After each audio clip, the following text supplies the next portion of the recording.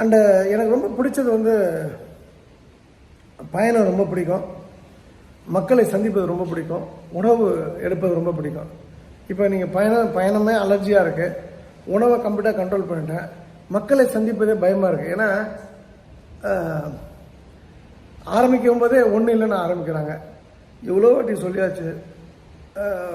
அவங்களுடைய சோகங்களையும் கஷ்டங்களையும் கொட்டக்கூடிய ஒரு ஒரு டம்ப் பண்ணக்கூடிய யாடாக நம்ம நினைக்கிறாங்க. அது வந்து ரொம்ப பாசிட்டிவாக கேட்கலாம். சொக்கலிங்கம், எனக்கு வேலை வேணும், இதுக்கு ஒரு நல்ல ஆலோசனை சொல்லு.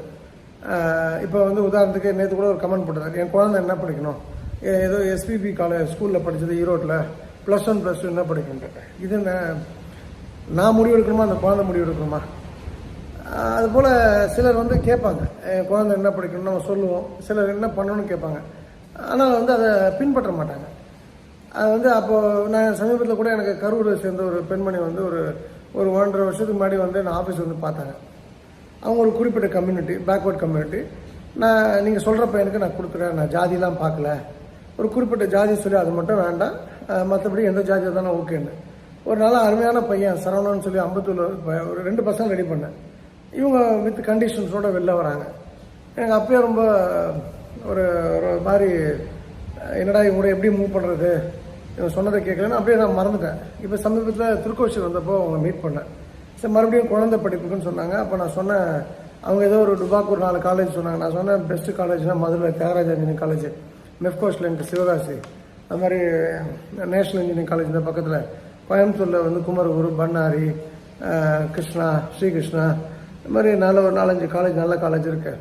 சென்னைனா ஸ்ரீ வெங்கடேஸ்வரா, அதை நோக்கி போங்க. ப்ளஸ் வந்து நான் ரொம்ப ஸ்பெசிஃபிக்காக சொன்னேன், எனக்கு ஒரு ஐடியா உண்டு, அவங்கள நான் வந்து யூஸ் பண்ணிக்கலான்னு பார்த்தேன்.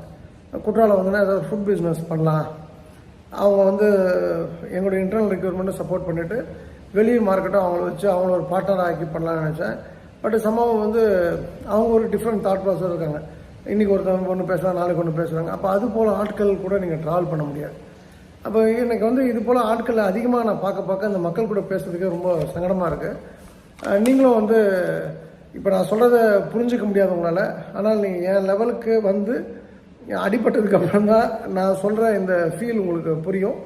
ஸோ இருந்தாலும் நீங்கள் பயணப்படுங்கள், மக்களை சந்தியுங்கள், நிறைய விதவிதமான உணவுகளை உண்ணுங்கள், காதலித்து பயணப்படுங்கள், அதுதான் ரொம்ப முக்கியம்.